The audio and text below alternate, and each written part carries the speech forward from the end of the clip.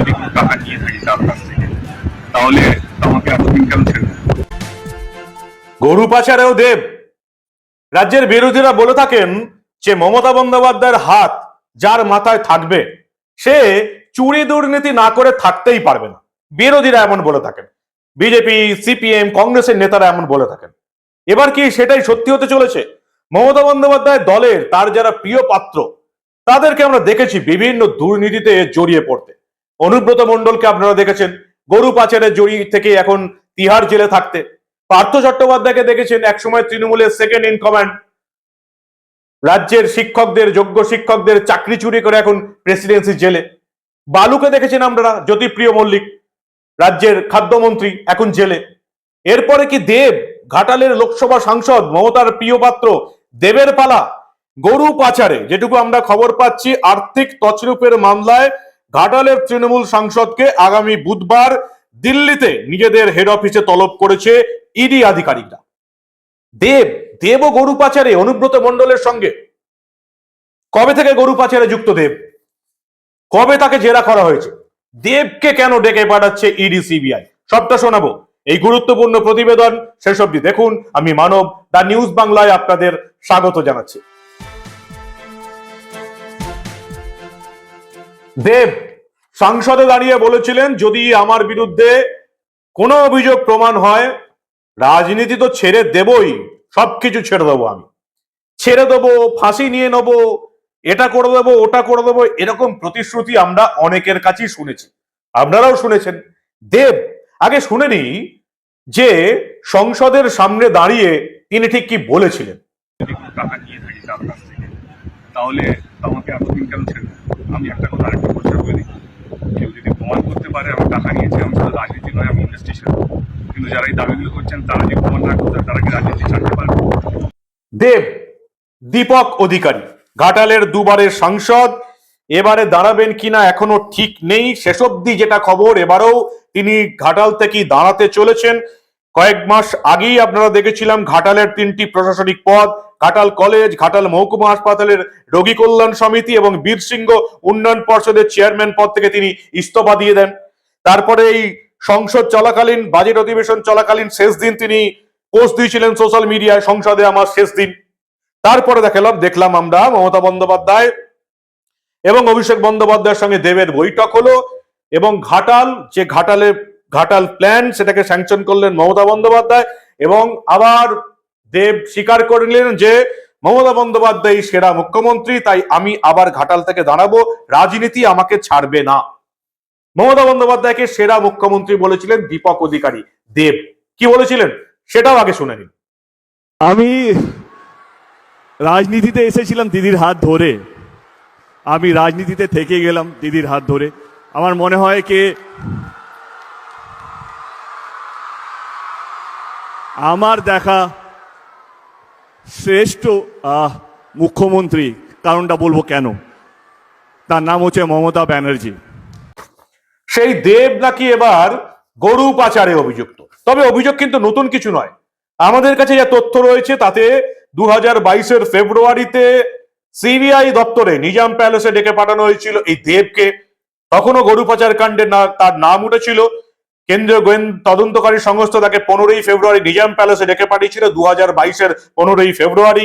যেটুকু আমরা জানতে পেরেছিলাম, একাধিক তথ্য প্রমাণের ভিত্তিতে, একাধিক সাক্ষীর বয়ানের অভিযোগের ভিত্তিতে দেবের নাম উঠে এসেছিল গরু পাচার কাণ্ডে।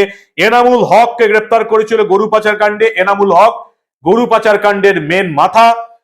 সেই এনামুল হকের কাছ থেকে নাকি দেব কয়েক লক্ষ টাকা নিয়েছেন, দামি উপহার নিয়েছেন এবং এই গরু পাচারের টাকা নাকি তার প্রযোজিত ফিল্মেও নাকি নিয়োগ করা হয়েছে, এমনই অভিযোগ উঠেছিল।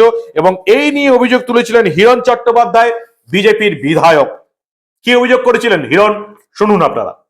আমি ঘাটাল লোকসভায় বলেছিলাম যে আপনাদের এখানকার সাংসদ দীপক অধিকারী, তিনিও বিরাটভাবে দুর্নীতিতে জড়িত, 5 কোটি টাকা এনামুল হকের কাছ থেকে নিয়েছিলেন। তখন দেবের যারা ফ্যান তারা আমার উপর অনেক রাগ করেছিল এবং এখনও অনেকে আমাকে অনেক অজস্র পার্সোনাল ব্যক্তিগতভাবে আমাকে আক্রমণ করে, আমাকে নোংরা গালাগাল দেয়, অনেক কিছু বলে।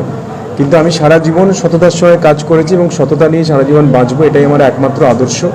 আমি যেমন দেবকে নিয়ে বলেছিলাম, আপনারা দেখেছেন বনি সেনগুপ্তার মতো একজন ছোট্ট একটা বাচ্চা ছেলে সবেমাত্র অভিনয়তে এসছে, সেও কিভাবে দুর্নীতিতে জড়িয়ে পড়েছে।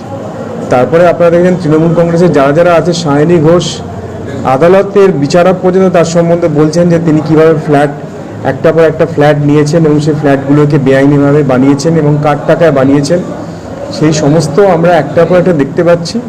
তো মানুষ বুঝতে পেরেছেন যে তৃণমূল কংগ্রেস মানে দুর্নীতি, তৃণমূল কংগ্রেস মানে চোর, চোরেদের সরকার এবং চোরেদের মন্ত্রী, চোরেদের নেতা, চোরেদের কার্যকর্তা। 2022-এর ফেব্রুয়ারিতে দেবকে ডেকে পাঠিয়েছিল সিবিআই। 2022-এর জুনে দিল্লিতে ইডি দপ্তরে ডেকে পাঠানো হয়েছিল এই দেবকে। সেখানে 5 ঘন্টার জিজ্ঞাসাবাদ করা হয়েছিল। ইডি দপ্তরে হাজিরা দিয়েছিলেন সাংসদ দীপক অধিকারী। প্রচুর প্রশ্ন করা হয় এনামুল হককে তিনি চেনেন কিনা, গরু পাচারের টাকা তার ফিল্মে নিযুক্ত হয়েছে কিনা, নিয়োগ করা হয়েছে কিনা, গরু পাচারের টাকা তার পকেটে ঢুকেছে কিনা, তিনি কোনো সুবিধা পেয়েছেন কিনা এই গরু পাচার কাণ্ডে, কোনো দামি উপহার তিনি নিয়েছেন কিনা, এই সমস্ত প্রশ্ন এনফোর্সমেন্ট ডিরেক্টরেটের আধিকারিকরা তাকে করেছিলেন। এবং যেটুকু অভিযোগ উঠেছিল যে শুধুমাত্র দেবের সিনেমাতে নয়, দেবকে দামি ঘড়ি সহ একাধিক উপহার দিয়েছিলেন অভিযুক্ত এনামুল, এমন অভিযোগ উঠেছিল। যদিও দেব কিন্তু সবকিছু অস্বীকার করেছিলেন, কিন্তু এবার আবার প্রায় দেখলাম 1-1.5 বছর পর দেবকে আবার ইডি দপ্তরে দিল্লিতে ডেকে পাঠানো হলো গরু পাচার কাণ্ডে। এনামুল হকের কাছে নাকি 5 কোটি টাকা নিয়েছিলেন ঘাটালের সাংসদ। দেব জানিয়েছিলেন তথ্য প্রমাণ থাকলে ইডি সিবিআই এর কাছে যান। হিরণ, এই ধরনের কোনো অভিযোগে কোনো সত্যতা নেই, দেব নিজে জানিয়েছিলেন। কিন্তু এনামুল হক গরু পাচার কাণ্ডের মেন মাথা, তার কাছ থেকে 5 কোটি টাকা নেওয়ার অভিযোগ উঠেছে ঘাটালের সাংসদের বিরুদ্ধে। এছাড়াও গরু পাচারের টাকা তার প্রযোজিত ফিল্মে লাগানোর অভিযোগ উঠেছে গরু পাচারকারীদের তরফ থেকে। বিভিন্ন এই ঘটনায় যাদেরকে জেরা করা হয়েছে তাদের জেরা করে নাকি দেবের নাম উঠে এসছে কেন্দ্রীয় তদন্তকারী সংস্থাদের, কিন্তু এটাই দাবি। কিন্তু দেব বারবার বলেছেন তাহলে এত দেরি করছে কেন ইডি সিবিআই, এত কিছু যদি প্রমাণ থাকে তাহলে আমাকে কেন জেরা করা হচ্ছে না, সংসদের সামনে দাঁড়িয়ে বলেছিলেন। আর আজকেই দেবকে ডেকে পাঠানো হলো। 21 তারিখ দেবকে ইডির দপ্তরে যেতে হবে জিজ্ঞাসাবাদের জন্য। দেব এই নিয়ে এখনো মুখ খোলেননি, তবে জানিয়েছেন 21 তারিখ তিনি ইডিকে সাহায্য করতে ইডির জেরাতে যাবেন। দেব গরু পাচারে অনুব্রত মণ্ডলের সঙ্গে কি এবারে দেবের নামও যুক্ত হয়ে গেল? অভিযোগ তো অনেক আগে থেকেই ছিল, 2022 থেকেই তাকে জেরা চলছে। এবার কি ইডি কোনো অ্যাকশন নেবে? দেব, অনেকেই বিশ্বাস করতে পারছি না যে দেবের মতন ছেলে গরু পাচারের টাকা নেবে। 5 কোটি টাকা নিয়েছে, গরু পাচারের টাকা নাকি তার ফিল্মে নিয়োগ করা হয়েছে, লাগানো হয়েছে ফিল্মে, এমন অভিযোগ উঠেছে। কিন্তু আসল সত্যটা কি?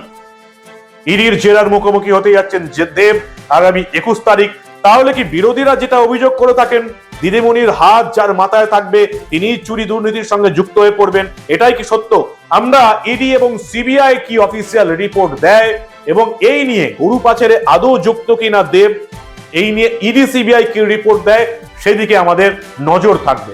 আপনারা দেখতে থাকুন দা নিউজ বাংলা। আমরা কোনো ঘটনায় চেপে রাখতে দেব না।